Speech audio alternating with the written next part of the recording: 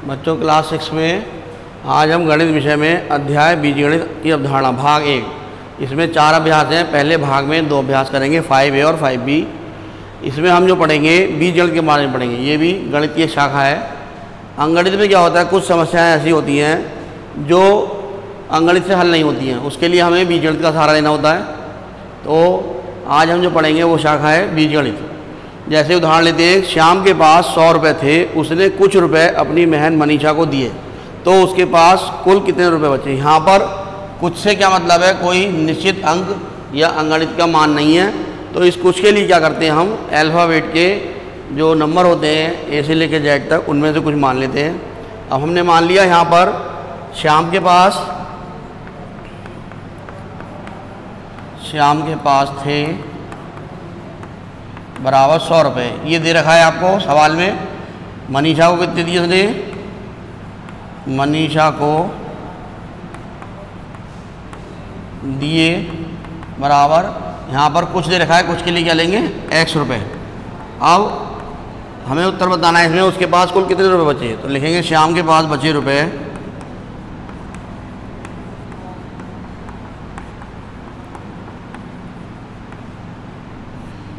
बराबर 100, क्योंकि 100 रुपये उसके पास थे और x दे दिए, तो 100 माइनस x रुपये, ये उसके बचे हुए आएंगे। ये बीजगणित की अवधारणा है। जो नंबर या जो पद अंकों में नहीं होता है उसको बीजगणित के पदों में लेना पड़ता है, और बीजगणित के पद जो होते हैं वो अल्फ़ाबेट में होते हैं। ऐसे एक उदाहरण ले लिया, एक संख्या x है, x कोई भी नंबर हो सकता है, और दूसरी संख्या 10 है, इनका योगफल कितना होगा। तो योगफल के लिए क्या करेंगे, जैसा हमने अंकगणित में पढ़ा है, पहला और दूसरा नंबर जुड़ जाता है। पहला नंबर क्या x है और दूसरा क्या है 10, तो ये इसका योगफल हो जाएगा। अब अभ्यास में देखेंगे, पहला सवाल है, एक शिक्षक प्रत्येक शिक्षार्थी को 3 पेंसिल देते हैं। यदि कक्षा में शिक्षार्थियों की कुल संख्या x हो तो बताइए कि शिक्षक शिक्षार्थियों को कुल कितनी पेंसिल देते हैं। तो सबसे पहले लिखेंगे, दिया है शिक्षक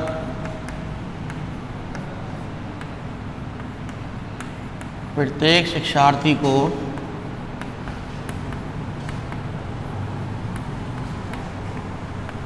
पेंसिल देते हैं बराबर 3, यानी एक शिक्षार्थी को 3 पेंसिल दी जा रही है। अब लिखेंगे कुल शिक्षार्थियों की संख्या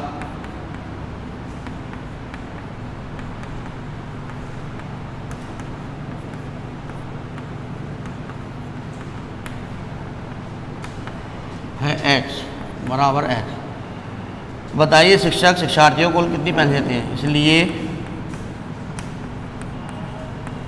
शिक्षक शिक्षार्थियों को देते हैं कुल पेंसिल बराबर, इसमें नियम हमारा वही चलेगा, कितने पेंसिल दी जा रही है 1, और कुल शिक्षार्थी कितने हैं x, तो कुल संख्या हो गई 3x पेंसिल। इस तरह से आपने देखा, जहाँ पर कोई अंक नहीं आता है वहाँ बीजगणित के लिए x या ABCD का यूज़ करते हैं। अब दूसरा क्वेश्चन देखेंगे, रिक्त स्थानों में संख्याओं की जगह कोई बीज लिखिए। बीज का मतलब बीजगणित का अंक जो अल्फ़ाबेट में होगा, और बताइए कि उसका प्रयोग किस संख्या के लिए किया गया है। जैसे हमें पहला क्वेश्चन दे रखा है 12 + 5 बराबर 17। अब 12 को यहाँ गायब कर दिया, रिक्त स्थान दे दिया, तो हमने यहाँ पर इसको x लिख लिया। तो x का जो मान है वो x बराबर हमारा 12 है। x को हमने 12 की जगह इस्तेमाल करा है। ऐसे अगला है 40 - 10 30।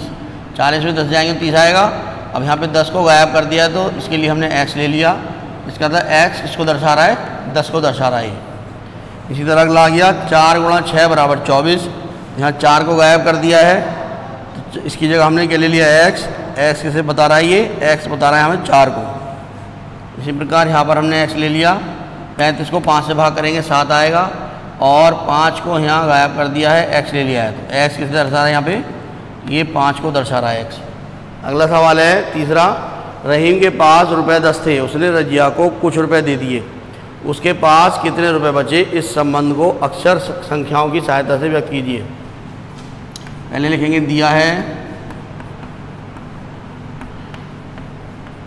रहीम के पास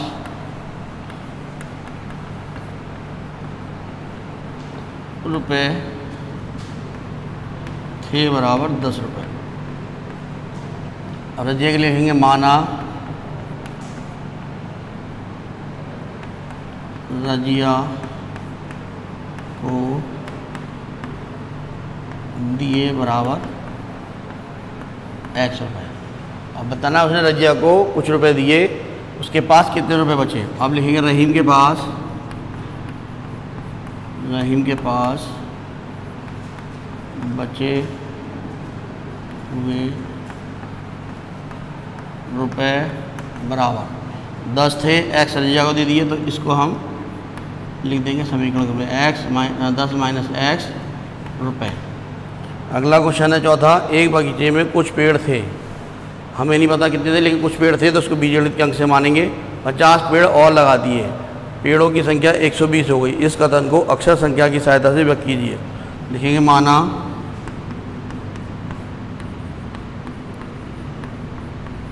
बगीचे में कुल पेड़ थे बराबर X। नए लगे पेड़ों की संख्या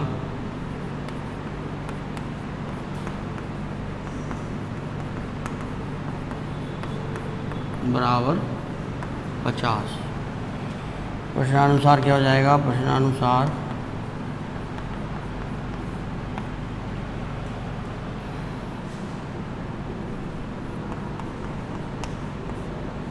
पुराने पेड़ प्लस नए पेड़ बराबर योग। अक्षर संख्या में लिखेंगे पुराने पेड़ मान लिया X प्लस 50 बराबर 120। इस तरह से सवाल हम हल करते ले आएंगे, जहाँ पर कुछ नहीं आएगा वहाँ X लेंगे।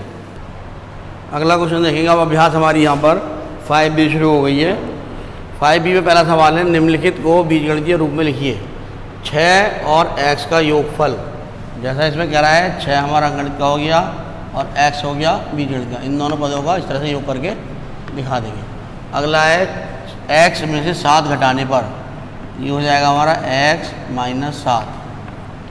अगला है X का 5 गुना, गुना का मतलब गुणा से है यहाँ, बराबर X गुणा 5 लिख देंगे और ये आ जाएगा 5X। फिर है X का 1/3, X गुणा 1/3, इसे हल करेंगे आगे तो आ जाएगा 1/3X। निम्नलिखित कथनों को संख्याओं, बीजों और मूलों, संक्रियाओं के चिन्हों की सहायता से व्यक्त कीजिए। वृत्त का व्यास उसकी त्रिज्या का दुगना होता है। यहाँ पे पहले सूत्र लिख लेंगे, वृत्त का व्यास बराबर 2 गुणा त्रिज्या। त्रिज्या को हम R से दर्शाते हैं वृत्त के अंदर और व्यास को D से दर्शाते हैं। व्यास बराबर हो जाएगा 2 × R और D = हो जाएगा 2R। अगला है वर्ग का परिमाप उसकी एक भुजा का 4 गुना होता है। तो प्रत्येक भुजा वर्ग की हमने A ले ली, इसको लिखेंगे वर्ग का परिमाप, पहले सूत्र लिखेंगे बराबर 4 गुणा भुजा, और भुजा कितनी है A,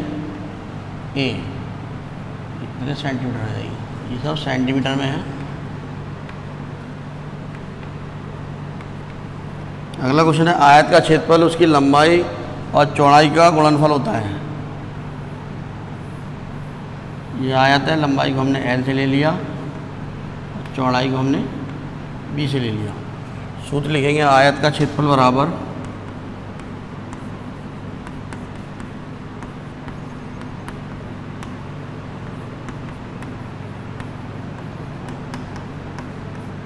लंबाई गुणा चौड़ाई। लंबाई L है और चौड़ाई B है, तो हो गया LB सेंटीमीटर स्क्वायर। अगला क्वेश्चन देखेंगे आप, एक टोकरी में 50 आम तथा एक दूसरी टोकरी में X आम है। पहली टोकरी में दूसरी टोकरी से कितने आम अधिक है, इसका मतलब इस X का मान पहले वाले मान से जो 50 रहेगा कम होगा। लिखेंगे इसमें आंसर पे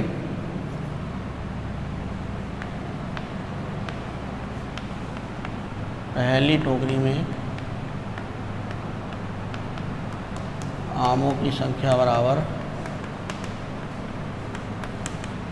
50, दूसरी टोकरी में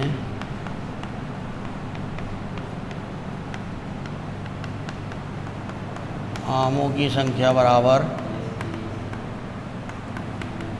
x, इसलिए पहली टोकरी में अधिक आम बराबर 50 माइनस x। अगला क्वेश्चन है, एक विद्यालय में कुल 100 छात्र थे, जिनमें से x छात्र प्रदूषित जल पीने से बीमार हो गए, तो स्वस्थ छात्रों की संख्या बताइए। आंसर में लिखेंगे इसके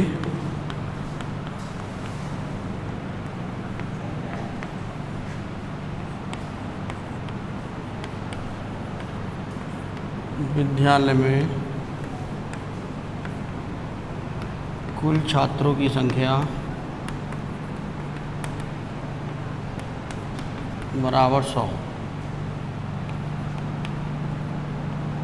प्रदूषित जल पीने से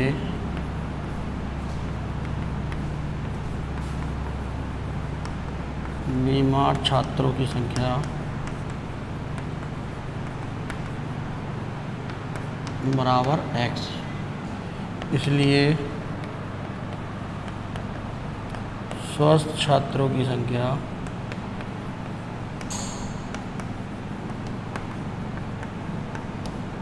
बराबर 100 माइनस x। अगला है संलग्न चित्र में, चित्र दे रखा है सवाल में, लंबाई है x, चौड़ाई है y। संलग्न चित्र में आयत की आसन्न भुजाएं x मीटर तथा y मीटर है। आयत का परिमाप ज्ञात कीजिए। यहाँ पे लिखेंगे आयत की लंबाई बराबर x मीटर, आयत की चौड़ाई बराबर y मीटर, इसलिए आयत का परिमाप बराबर 2 लंबाई प्लस चौड़ाई। 2 आ गया, लंबाई हमारी x और प्लस y बराबर लिख देंगे 2x प्लस 2y मीटर। अगला, एक गुब्बारे का मूल्य x रुपये है, ऐसे 12 गुब्बारों का मूल्य कितना होगा। एक गुब्बारे का मूल्य बराबर x पैसे, इसलिए 12 गुब्बारों का मूल्य बराबर 12 गुणा x बराबर 12x पैसे। अगला क्वेश्चन है, कक्षा में x विद्यार्थी थे, कक्षा में कुल विद्यार्थी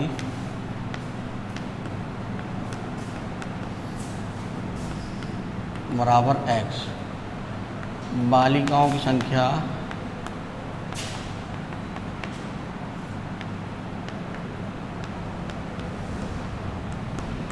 बराबर 1/4,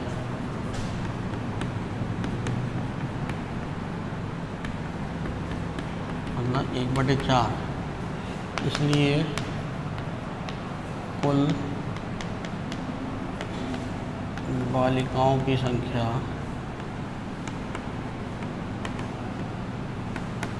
बराबर x गुणा 1/4 बराबर x/4।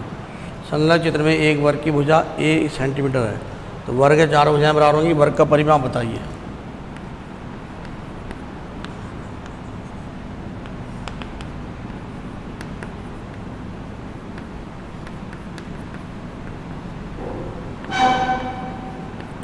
वर्ग का परिमाप बराबर 4 गुणा भुजा, 4 गुणा ए बराबर 4a सेंटीमीटर। अगला है लीला राधा की छोटी बहन है, वह राधा से 6 वर्ष छोटी है। लीला की आयु राधा के पदों में बताइए। माना क्वेश्चन नंबर 8 है, माना राधा की आयु बराबर x वर्ष।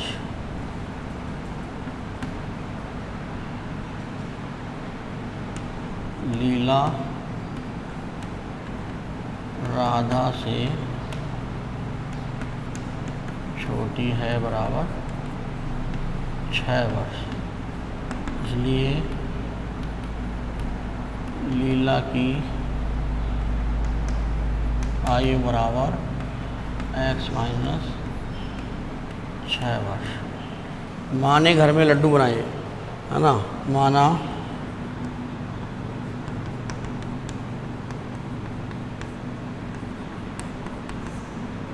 माँ ने घर में बनाए लड्डू बराबर x। कुछ लड्डू मेहमानों और परिवार के सदस्यों को दे दिए, फिर भी 5 लड्डू शेष रह गए। बताइए माँ ने कुल कितने लड्डू बनाए। माँ ने मेहमानों को लड्डू दिए बराबर x। माँ ने मेहमानों और घर के सदस्यों को दिए लड्डू बराबर x। शेष बचे लड्डू बराबर 5, इसलिए माँ के द्वारा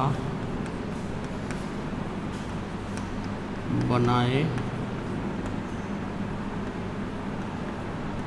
लड्डुओं की संख्या बराबर x + 5। इस तरह से ये आपके दोनों अभ्यास हो गई हैं और PDF के माध्यम से आपको सारे हल करे हुए सवाल भेज दिए जाएंगे। अपनी कॉपी में साफ़ सुथरे करके लिखना, उसमें कटिंग नहीं होनी चाहिए।